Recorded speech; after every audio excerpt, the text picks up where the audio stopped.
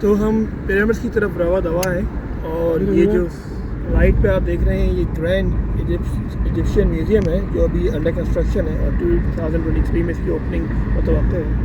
और इसके लेफ़्ट पे आपको पिरामिड दिख रहे हैं।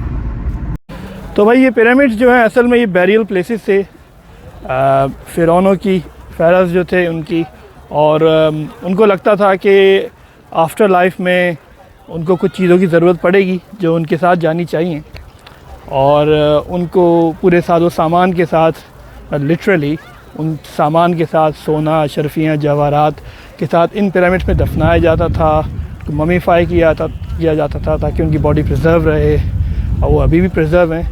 ये 4,500 साल से भी ज़्यादा पुराने स्ट्रक्चर्स हैं और तवील अरसे तक की दुनिया के बिगेस्ट स्ट्रक्चर्स में से थे। जो ग्रैंड पिरामिड आपको दिख रहा है इसकी हाइट अराउंड 450 फीट है, और ज़ाहिर अब तो इससे बड़े स्ट्रक्चर बन गए, लेकिन एक वक्त तक इससे बड़ा कोई स्ट्रक्चर नहीं था, मैन मेड स्ट्रक्चर इससे बड़ा। और इनकी कंस्ट्रक्शन में मेनली लाइमस्टोन का इस्तेमाल हुआ है, और ये 7 वंडर्स ऑफ द वर्ल्ड में से हैं, आप जानते हैं, और ये वाहिद वंडर हैं जो अब तक खड़े हुए हैं। तो अब मैं पिरामिड ऑफ खुफू या ग्रेट पिरामिड के बिल्कुल पीछे खड़ा हूँ, या पिरामिड मेरे बिल्कुल पीछे है, आप देख सकते हैं, और जो दूसरे पिरामिड्स हैं वो उसके लेफ़्ट पे हैं। तो कुछ इंटरेस्टिंग फैक्ट्स ग्रेट पिरामिड के बारे में।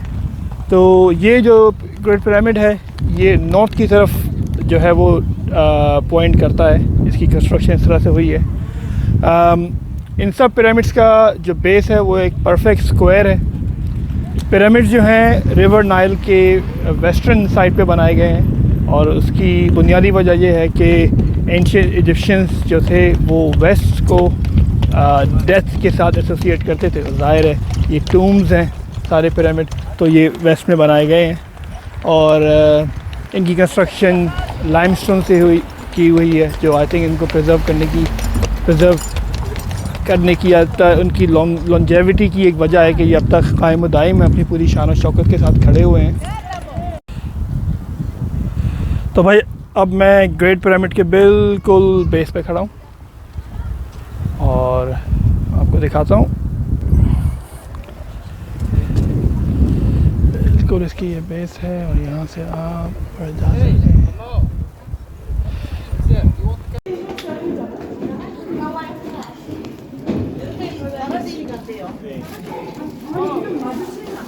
आप यकीन नहीं करेंगे कि पिरामिड के अंदर जो अपहिल वॉक है वो इतनी ख़तरनाक है, इतनी प्रिकेरियस है कि मतलब आप सोचो, मैंने एक्सपेक्ट नहीं किया था कि इतनी एक पतला पैसेज है जो ऑलमोस्ट 45 डिग्री के एंगल पे ऊपर जा रहा है, इतना स्टीप, लेकिन यही एक रास्ता ऊपर तक जाने का। और जो लोग अंदर आ रहे हैं उनके लिए एक सरप्राइज़ है, लेकिन लोगों को जाना तो है।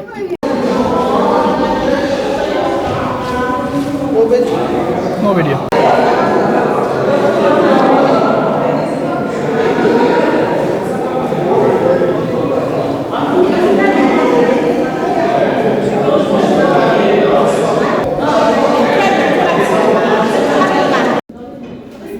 वो कहते हैं कि पहाड़ चढ़ना इतना मुश्किल नहीं है, इतना पहाड़ उतरना है। ये आप देख रहे हैं, ये मैं ग्रेट पिरामिड के बिल्कुल पीक से, बिल्कुल समिट से नीचे उतर रहा हूँ, और ये सीधी वॉक है, कोई सेफ्टी नहीं है सिवाय ये जो रेलिंग है साथ में, इसके अलावा कुछ भी नहीं है। और जो लोग जा रहे हैं खुदा ना खास्ता एक टंबल और बहुत बड़ा फंबल। देखें आप, ये जो आपको राइट और लेफ्ट वॉल दिख रही हैं, ये ग्रेट पिरामिड की इनसाइड वॉल्स हैं। तो द ग्रेट पिरामिड या पिरामिड ऑफ खुफू का सफ़र ख़त्म हुआ, ये मेरे बीच आप देख सकते हैं, और मैं पिरामिड के अंदर भी गया था, जो कि काफ़ी डिसअपॉइंटिंग था given the amount of money they charge, क्योंकि पिरामिड्स के एरिया के अंदर आने की फ़ी जो है वो इजिप्शियन पाउंड में 240 इजिप्शियन पाउंड है, और सिर्फ ग्रेट पिरामिड के अंदर जाने की जो फ़ी है वो सेपरेट है, वो आई थिंक 480 इजिप्शियन पाउंड है। तो मैं अगर यूके के पाउंड में कन्वर्ट करूँ तो ये सब मिला के 25 पाउंड बन जाता है। तो इट्स ऑलमोस्ट लाइक कि आप 10 पाउंड जो हैं आप यहाँ एंट्री फ़ी दे रहे हैं, और 15 पाउंड जो है आप ग्रेट पिरामिड के अंदर जाने के लिए दे रहे हैं। अगर इसको पाकिस्तान की करेंसी में कन्वर्ट किया जाए तो ये 25 पाउंड के अगर अभी का रेट 300 चल रहा है, तो ये तकरीबन 7,000 से 7,500 रुपये बनते हैं इस पूरे ट्रिप के। तो मेरी रिकमेंडेशन ये होगी कि अगर आप आ रहे हैं, if you really want to put your stamp on it और get off your bucket list, तो फिर आप इसके अंदर जाएं, वरना बहुत डिसअपॉइंटिंग है। क्योंकि हुआ ये कि आप इसके अंदर जाएंगे तो अंदर जाते ही एक स्टीप किस्म का एक रास्ता है, एक पैसेज है, बहुत नैरो है, और उसकी मैं वीडियो आपके शेयर हो चुकी होगी, मैं करूँगा। तो वो आप बहुत ऊपर जाते हैं, वो एसेंशियली वो ऐसा है कि आप सोचें बेस ऑफ द पिरामिड से, ऑलमोस्ट बेस से आप उसके समिट तक जा रहे हैं, और वो 45 डिग्री के एंगल पे जो वो मैसेज है वो जा रहा है। और जब पैसेज ख़त्म होता है तो एक रूम बना हुआ है उसके एंड पे जो टॉप पर है। इनफैक्ट ये वो रूम है जहाँ पर किंग खुरफू का जो टूम है वो था, उसका जो मकबरा आप इसे कह लें, और वो कॉफ़िन रखा है वहाँ पर, लेकिन कॉफ़िन एम्प्टी है, ज़ाहिर है मम्मी तो यहाँ पर है नहीं। तो बस इतना ही है, और उसके बाद आप you come straight back down. तो भाई द ग्रेट पिरामिड या पिरामिड ऑफ खुरफू का टूर ख़त्म हुआ, और इससे थोड़ा ही आगे जाके है पिरामिड ऑफ खफरे। ये जो थे भाई, ये खुरफू के बेटे थे, और उनके लिए भी एक पिरामिड तैयार किया गया। अच्छा, मैंने नोटिस किया कि दोनों के हजूम में ज़्यादा फ़र्क नहीं है, ये भी काफ़ी ऊंचा है, और जब मैंने गूगल किया तो पता चला कि एक की हाइट जो है, जो बड़े वाले की 480 है, और इसकी हाइट जो है वो 450 फीट है, तो ये भी कम नहीं है, काफ़ी बड़ा है।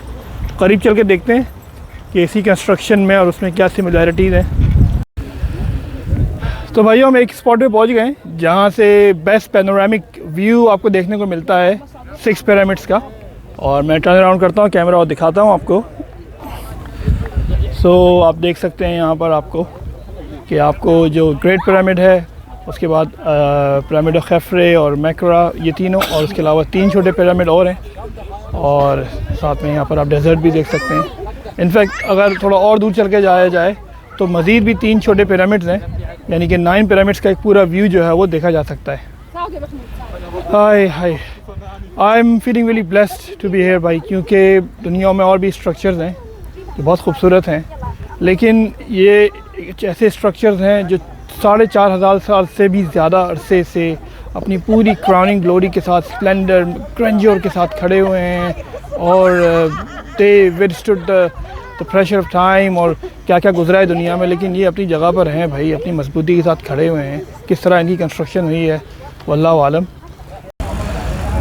तो भाई बैकग्राउंड में आप देख सकते हैं स्फिंक्स या अबुल हॉल, और ये भी एक लैंडमार्क है पिरामिड्स ऑफ गीज़ा का।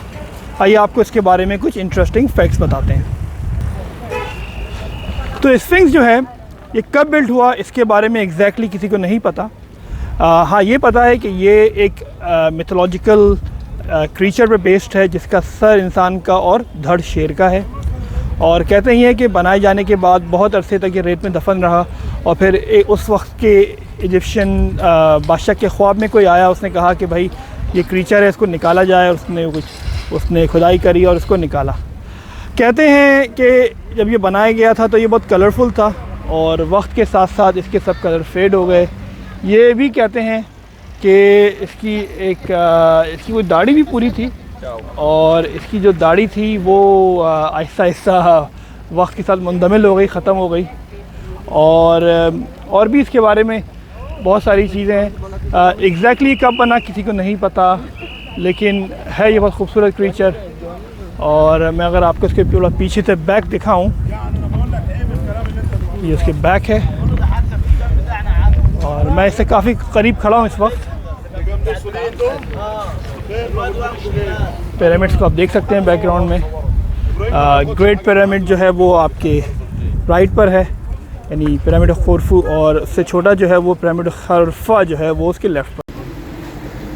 खाने के हवाले से भी एक टिप दे दूँ कि आप पिरामिड से जब बाहर आते हैं तो ये एग्ज़िट गेट है और आप यहाँ से बाहर आते हैं तो यहाँ पर आते ही बाहर आपको जो है वो खाने की शॉप्स मिल जाती हैं। यहाँ पर KFC है, पिज़्ज़ा हट है, ऑफ कोर्स सब हलाल है।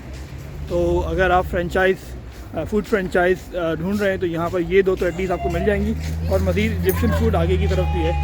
इसके अलावा एकोमोडेशन के हिसाब से यहाँ पर कुछ होटल वगैरह आपको देख रहे होंगे, ये होटल्स हैं सामने, क्लियोपेट्रा वगैरह। और ये वो होटल्स हैं कि अगर जिन लोगों का प्राइम ऑब्जेक्टिव ये है कि वो गीज़ा के एरिया में ही टाइम स्पेंड करना चाहते हैं जहाँ पर पिरामिड्स हैं और कायरो टावर है, कुछ और मॉन्यूमेंट्स हैं, उनके लिए जगह बहुत अच्छी है कि वो यहाँ पे स्टे करें।